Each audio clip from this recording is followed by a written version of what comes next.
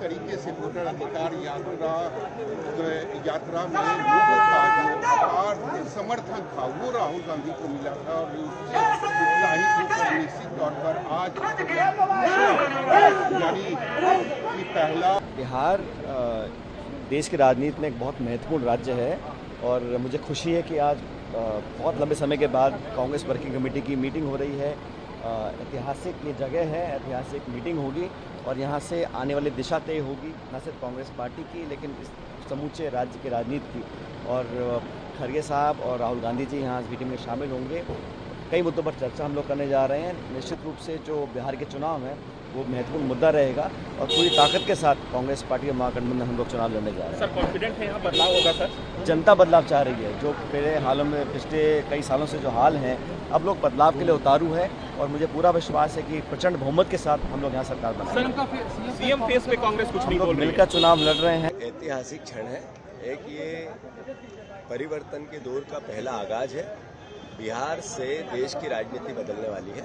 बिहार में जिस तरीके से राहुल गांधी जी ने पूरे देश का नैरेटिव सेट किया कि वोट चोरी करके हमारे देश का प्रधानमंत्री आज प्रधानमंत्री है, ये बिहार की धरती क्रांतिकारी परिवर्तनशील धरती से मैसेज गया और पूरे देश में स्थापित हुआ है। मैं समझता हूं कि आज की जो CWC की मीटिंग देश की नई राजनीति के बदलाव की ओर है। भारत का जन जन, भारत का युवा, भारत का किसान, भारत का गरीब, भारत का दलित सब राहुल गांधी को प्रधानमंत्री की एक आशा भरी निगाह से देख रहे हैं कि भावी प्रधानमंत्री देश का राहुल गांधी हो। स्पष्ट है और ये मैं समझता हूँ इससे बड़ा मैसेज देश में कुछ नहीं हो सकता। जिस प्रांगण में आप खड़े हैं ये गवाह रहा है आजादी के संग्राम। बहुत ऐतिहासिक भूमि पे हम खड़े हैं। जाहिर सी बात है एक ऐतिहासिक क्षण है और यहाँ से जो संदेश निकलेगा वो न केवल बिहार के लिए, न केवल देश के लिए, अपितु पूरे लोकतंत्र के लिए एक ऐतिहासिक संदेश यहाँ से आज निकलेगा। चुनाव के लिए क्या संदेश निकलेगा? चुनाव से बढ़कर ये संदेश लोकतंत्र की रक्षा के लिए निकलेगा, क्योंकि जिस तरह से लोकतंत्र पे चोरों का एक खतरा मंडरा रहा है वो खतरा हर एक व्यक्ति के लिए, हर एक भारतवासी के लिए।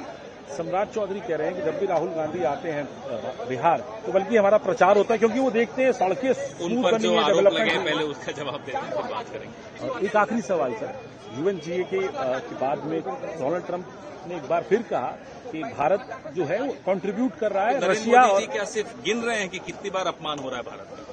रोज बैठकर क्या सिर्फ गिनती करते हैं कि भाई आज 50 बार अपमान कर दिया ट्रंप? जवाब क्यों नहीं देते? क्यों डरते हैं ट्रंप से? सम्राट चौधरी जी अपने तरीके के अलग आदमी हैं और उनके बारे में जिस तरह से एक्सपोज तो किसी एक साहब ने कर ही दिया है, तो सवाल उनका और उनके वक्तव्यों का नहीं है।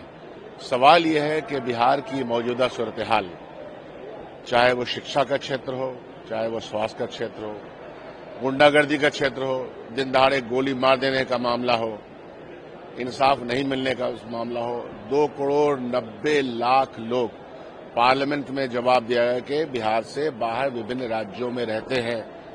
इसका क्या जवाब है उनके पास? बिहार की जो सड़कें नजर आ रही हैं, जो चौड़ी सड़कें, वो तो हर राज्य में हुई हैं।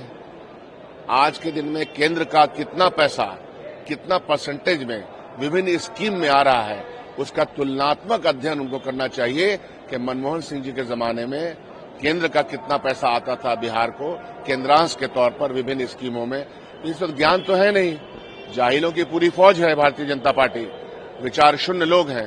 तो इनको ये पता चलना चाहिए भुखमरी और बीमारी के जो खिलाफ हम लोगों ने जंग छेड़ा है और SIR के माध्यम से ही, अगर चोरी के माध्यम से अगर सरकार बनाना है तो उनका खुदा भला करे। लेकिन जो बात आप लोग सम्राट चौधरी के लिए कहते हैं अमूमन वही भाषा प्रशांत किशोर की भी है, जबकि आप लोग कहते हैं प्रशांत किशोर तो BJP की बी टीम है।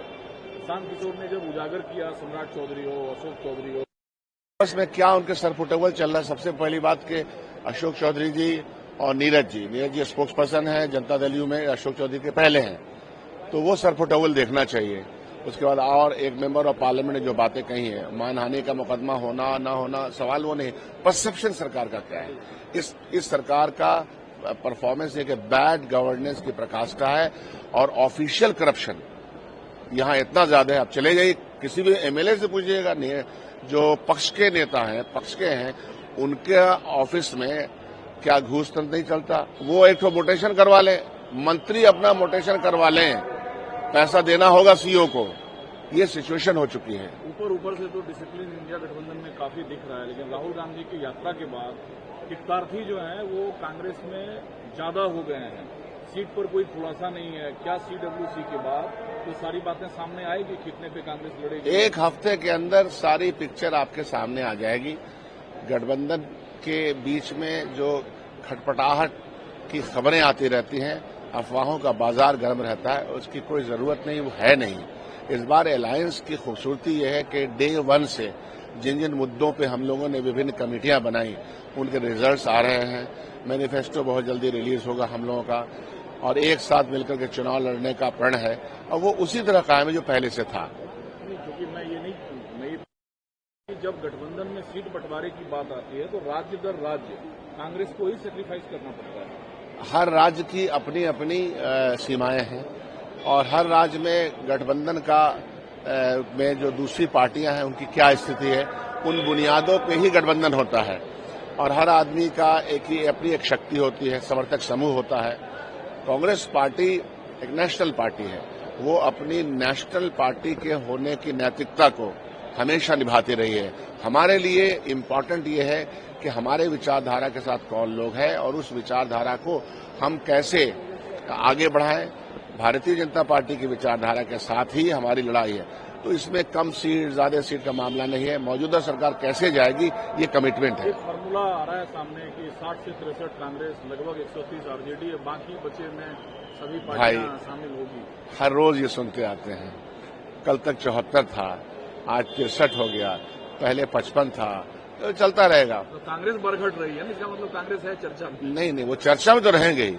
हमारे इम्पोर्टेंस से कोई इनकार कर ही नहीं सकता, हमारे प्रेजेंस से और हमारे नेता के प्रेजेंस से कोई इनकार नहीं कर सकता। और कांग्रेस पार्टी में हर्ष उल्लास इसलिए है कि हम लोगों ने वोट चोरी की यात्रा जो चली, तो बहुत बड़ी तादाद में कांग्रेस के लोग निकल के आए, आम जनता निकल के आई, तो वो हमारे हर्ष का विषय तो हो ही सकता है। कांग्रेस एक मिथक को जिंदा रखना चाहती है कि सीएम चुनाव के बाद तय होगा, तेजस्वी ही सीएम होंगे, ये कंफर्म नहीं।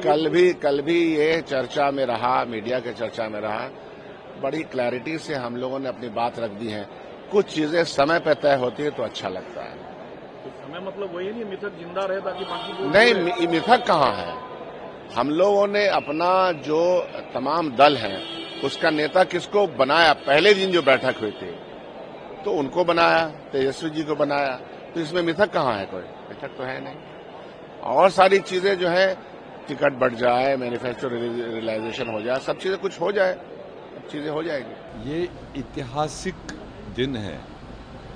शायद इंडियन नेशनल कांग्रेस की ये पटना में पोस्ट इंडिपेंडेंस पहली एक्सपेंडेड सीडब्ल्यूसी है, क्योंकि बिहार इस वक्त पूरे देश का केंद्र बना हुआ है। चुनाव है वो तो कोई नई बात नहीं है, मगर चुनाव से रिलेटेड जो इलेक्शन कमीशन ने जो नए तजुर्बे और फास्ट ट्रैक पर यहाँ की जनता को परेशान करते हुए और वोटर लिस्ट में काटते हुए 65 लाख लोगों को यहाँ वोटर लिस्ट से काटा जा रहा है, इसलिए ये पूरे देश क्या विदेश तक डिबेट बना हुआ है। जिन वोटरों ने 1 साल पहले लोकसभा में वोट किया है और एक जमात के मेंबर पार्लियामेंट बनाए हैं, तब तो वो लीगल वोटर थे, और 1 साल के अंदर इस वक्त वो अंडर क्वेश्चन है। तो इसलिए ये जमहूरियत का जो सबसे बड़ा जो एंड होता है वो इलेक्शन होता है, और इलेक्शन में अगर आदमी वोट न डाले, अपने वोट का एक्सरसाइज न करे, तो फिर वो जमहूरियत कहाँ की रही। इसलिए हमारे नेता राहुल गांधी जी ने ऑलरेडी देश के सामने वोट चोरी का कंप्लीट एक्सरसाइज, कंप्लीट रिसर्च रखा है, और उस वोट चोरी को लेकर पूरे देश में चर्चा है। और ये भी एक तरीका, एक नया तरीका वोट चोरी का है कि 65 लाख वोटों को काटो और फिर अपनी गेम निकालो।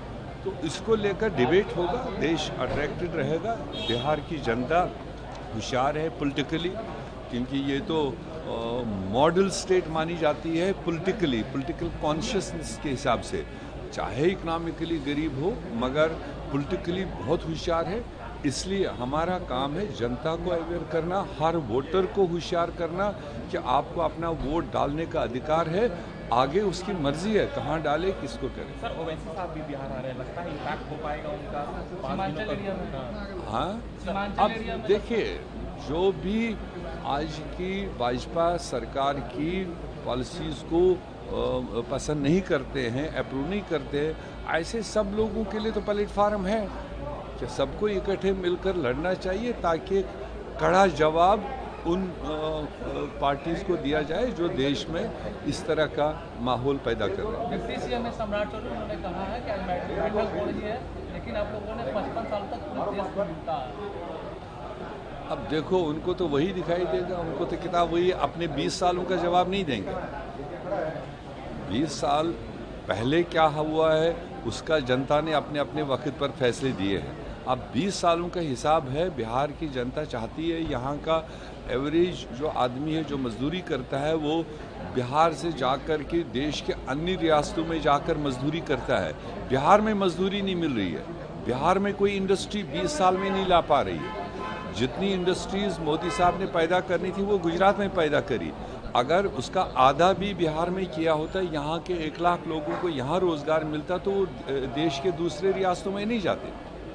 तो उस चीज़ का जवाब मांगेंगे। क्या लगता है आने वाले चुनाव में इससे बड़ा बदलाव देख रहे हैं? बहुत बड़ा बदलाव होगा। 2029 हमारा होगा। 2025 में लोग कांग्रेस को देख रहे हैं। सीटों को लेकर के भी क्लियरेंस हो जाएगा इस मीटिंग में? भैया इससे कोई नहीं, ये CWC की बैठक जो भारत पर हमला है, भारत की युवाओं पर हमला है, टैरिफ से लेकर वीसा इशूज से लेकर नेपाल से लेकर म्यांमार, बांग्लादेश से लेकर के श्रीलंका, यह मुद्दा है बिहार ही नहीं भारत।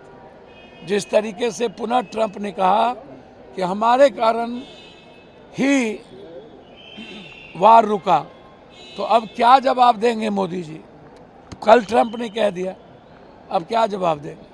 अभी तो खैर उनके कुनबे पर जो भ्रष्टाचार के आरोप लगे उसका जवाब दें। बिहार तप, तर्पण, त्याग, तपस्या की भूमि है, क्रांति की भूमि है। बिहार ने गांधी जी के महात्मा बनने का सफर शुरू किया, जहां पर आज हमें वो ऐतिहासिक जगह है जहां पर राजेंद्र प्रसाद जी की शुरुआत हुई। बिहार से एक बड़ा संदेश, आजादी के बाद पहली CWC यहां होना एक बड़ा संदेश है। बिहार में जिस तरह से मताधिकार की चोरी करने की कोशिश की जा रही थी, उसके खिलाफ, पलायन के खिलाफ, बेरोजगारी के खिलाफ एक मजबूत आवाज जो है वो उठेगी यहाँ से। बिहार की जनता को मेरी शुभकामनाएं हैं। बिहार उन्नति करे, बिहार प्रगति करे, बिहार में जो लोग हैं वो आगे बढ़े, और ये तभी संभव होगा जब वो कांग्रेस का साथ देंगे और खुल कर देंगे।